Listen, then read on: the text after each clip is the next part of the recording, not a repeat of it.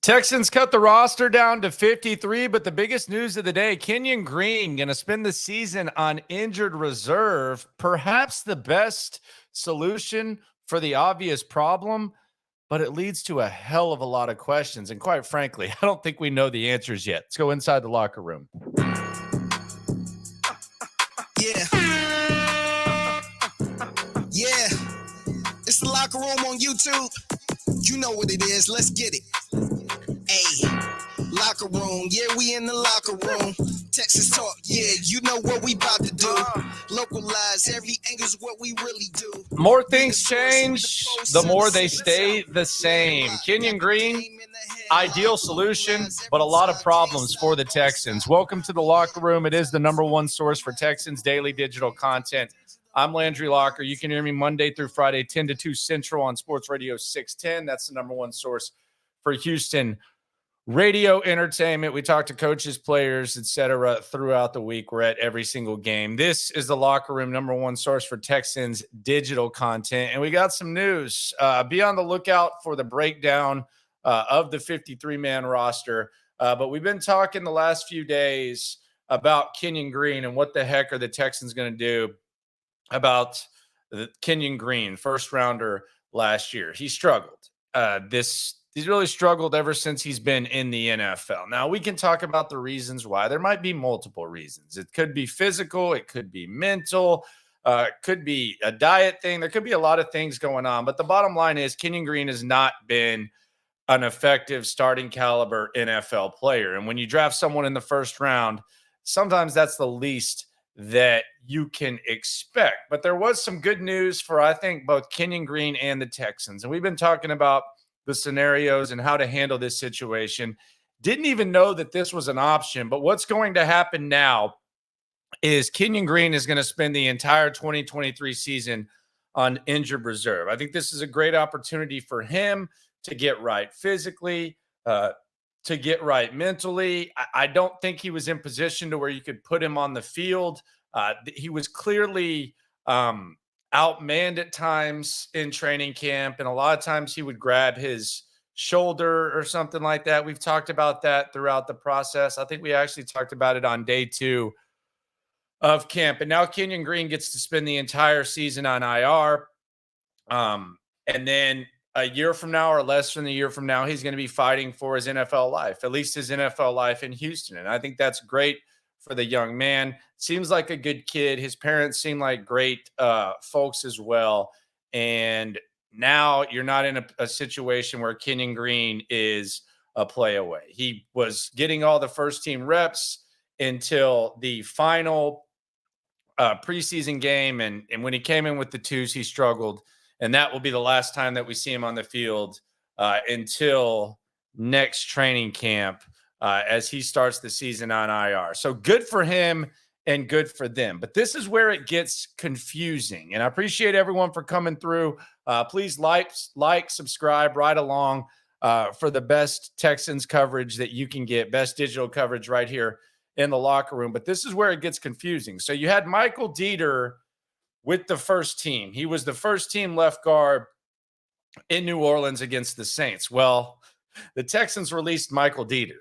So Michael Dieter is not going to be your left guard. Now, they did make a trade today, and they traded a 6th rounder for Kendrick Green. Not Kenyon Green, but Kendrick Green from the Pittsburgh Steelers. Originally came into the league as a center, started, I think, about a dozen games with the Steelers. Then he was moved to guard last year. The good news is he was on the active roster. The bad news is he was never even active. This year, they even had him working out at fullback. And I wouldn't say that the internet is the place to go to 100% get the reality of a player, but Pittsburgh fans, Pittsburgh media types, even before this, were basically talking about him worse than people talk about Kenyon Green here. So maybe the change of scenery helps. Maybe Kendrick Green becomes your starting left guard. Maybe he starts at center if Juice Scruggs isn't ready to go. But between Dieter being released and the Texans trading for someone who appears to not be a quality NFL player, if you go by what they're saying in Pittsburgh, it becomes very confusing, which leads me to this. And this is the question. I'm not saying it's awesome. I'm not saying it's ideal, but this is a question that I think needs to be asked. And you're probably rolling your eyes already because you know where this is heading. Let's look at the offensive linemen that the Texans have. They kept 8 offensive linemen. Laramie Tunsil, that's your starting left tackle. Titus Howard, we don't know when he's going to be ready, but you think he's your starting right tackle. Stay tuned. Josh Jones and George Spant, good backup tackles. They've started a lot of games. Those are good backup tackles. Juice Scruggs, center/guard. Jared Patterson, don't think he's quite ready to start at guard. And then you have Kenyon Green, who we already mentioned, and Shaq Mason's going to be on the right side. Now, I know we got tired of this, and I was very tired of it.